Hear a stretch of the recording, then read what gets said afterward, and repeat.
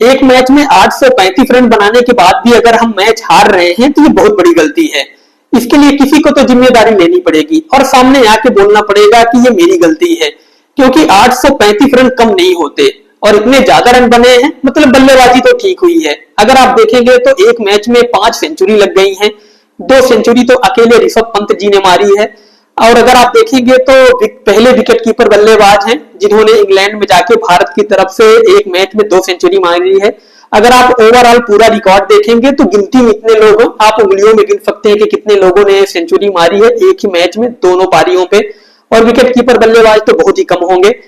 तो इस टाइप से बल्लेबाजी हुई है। पहली सेंचुरी यशस्वी जायसवाल ने मारी, दूसरी शुभमन गिल ने, तीसरी केएल राहुल ने और 2 सेंचुरी मारी है ऋषभ पंत जी ने। तो 5 सेंचुरी एक मैच में लगी है, उसके बाद भी अगर आप मैच हार रहे हैं तो ये तो मतलब क्या ही बोले, बहुत ही बड़ी गलती है।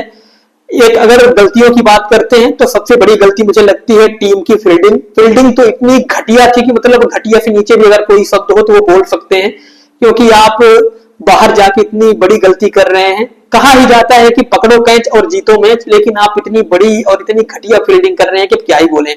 दूसरी सबसे बड़ी गलती है कप्तानी। कप्तानी बहुत शानदार नहीं हुई है, बहुत ही एवरेज कप्तानी हुई है जिसकी वजह से हम मैच हारे। और तीसरी गलती है टीम का सिलेक्शन। सिलेक्शन भी टीम का बढ़िया नहीं हुआ है। पहली जो सबसे बड़ी गलती है वो है टीम की फील्डिंग। पहली पारी में अगर आप देखेंगे तो इतने सारे कैच छोड़े गए, जिसकी वजह से मुझे तो लग रहा है कि ये कैच कर रहे हैं या बारिश का मौसम चल रहा है तो मछली पकड़ने की प्रैक्टिस कर रहे हैं। और सबसे खराब फील्डिंग की है, सबसे ज्यादा कैच छोड़े हैं यशस्वी जायसवाल ने। पहली पारी में उन्होंने डकेट का कैच छोड़ा, उसके बाद उन्होंने 62 रन बनाए और दूसरी पारी में उन्होंने 149 रन बनाए, मतलब 250 रन बंदे ने अकेले ही बना दिए। 800 रन आपने बनाए, 250 बंदे ने अकेले ही बना दिए। उसके बाद भी आपने 3-4 कैच छोड़े और दूसरा कैच छोड़ा जो मतलब इंडिया का सबसे बेहतरीन फील्डर आप कह सकते हैं और सबसे बेहतरीन फील्डर दुनिया के माने जाते हैं रविंद्र जडेजा। यशस्वी जायसवाल ने छोड़े, रविंद्र जडेजा ने छोड़े और ऋषभ पंत ने भी कैच छोड़े। यहाँ अगर देखेंगे तो जसप्रीत बुमराह ने कैच छोड़े। जसप्रीत बुमराह की एक बॉल तो ऐसी हुई कि नो बॉल हो गई विकेट लेने के बाद, मतलब क्या ही बोले कि किस्मत का भी आप बोल सकते हैं कि किस्मत भी खराब थी। कैप्टनसी अगर आप देखेंगे तो बढ़िया नहीं हुई। शुभमन गिल ने 6 रिव्यू लिए और पूरे रिव्यू खराब गए, कोई भी रिव्यू में कोई काम नहीं बना इनका। तो कैप्टनसी इनकी बढ़िया नहीं थी। अगर इसी जगह पे रोहित शर्मा या विराट कोहली होते तो कैप्टनसी बहुत बेहतरीन हो जाती और इंडिया ये मैच निकाल के ले जाती। बस इसी जगह पे मुझे रोहित शर्मा और विराट कोहली साहब की कमी खली, क्योंकि ये ऐसे लोग हैं ना, अनुभव बहुत मायने रखता है।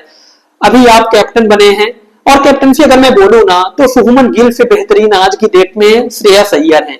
बहुत बेहतरीन बंदा है, मतलब बैटिंग आप देख लीजिए, फील्डिंग देख लीजिए, कैप्टनसी देख लीजिए। और तीसरी जो मुझे सबसे बड़ी गलती नजर आई वो है टीम का सिलेक्शन। अगर आपको शार्दुल ठाकुर से ना तो बल्लेबाजी करवानी है ना तो गेंदबाजी करवानी है तो आप खिलाया क्यों, पता नहीं, मुझे समझ में नहीं आई ये चीज।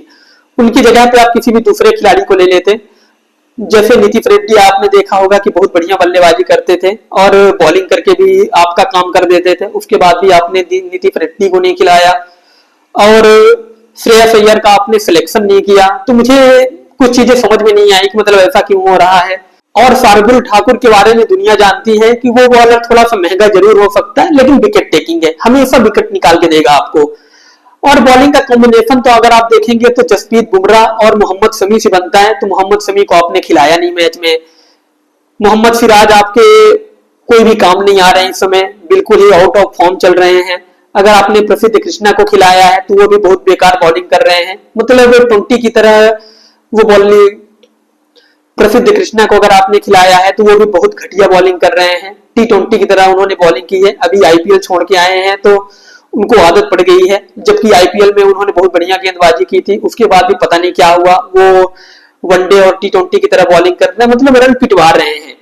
अगर आप पिच भी देखेंगे तो बहुत बढ़िया थी, ऐसा नहीं था कि पिच खराब थी। और चौथी पारी में 450 रन बना के मैच जीत लेना ये बहुत बड़ी बात है। अगर आप देखेंगे तो बहुत कम ऐसे मैच हुए होंगे जिसमें चौथी पारी में टीम ने मैच जीत लिया है बल्लेबाजी करते हुए। अगर आप गिनोगे तो उंगलियों में गिन सकते हैं कितने मैच।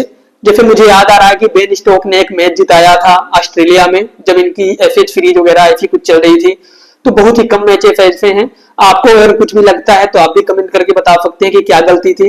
एक बात मैं बोलूंगा कि मुझे श्रेयस अय्यर बंदा बहुत पसंद है, उसको टीम में होना चाहिए था, लेकिन पता नहीं क्या राजनीति है, उसको टीम में शामिल नहीं किया गया। और विराट कोहली, रोहित शर्मा की कमी तो कोई भी पूरी नहीं कर सकता, वो कमी तो आपको रहेगी ही। आपको अनुभव में कमी रहेगी, बल्लेबाजी में कमी रहेगी, और ग्राउंड में जो एग्रेशन होता है ना विराट कोहली का, आदि खिलाड़ियों का तो वैसे भी फट के बाहर आ जाती है। अगर आप दूसरे खिलाड़ियों की बात करेंगे जैसे बेन स्टोक्स वाले, इनकी तो मतलब क्या ही बोले, विराट कोहली से वैसे भी फट के बाहर आ जाती है। तो एक बार आप ये पूरी चीजें देखिए, अगर आपको कुछ लगता है तो कमेंट करके बताइए। ये मेरा पहला वीडियो था आज यूट्यूब चैनल पे। अगर आपको कुछ लगता है तो आप सजेशन दे सकते हैं कि मैं और कैसे इंप्रूव कर सकता हूँ। तो आज के लिए बस इतना ही, मिलते हैं न्यू वीडियो में, तब तक के लिए बाय बाय। आप वीडियो को लाइक और चैनल को सब्सक्राइब जरूर कर लीजिएगा।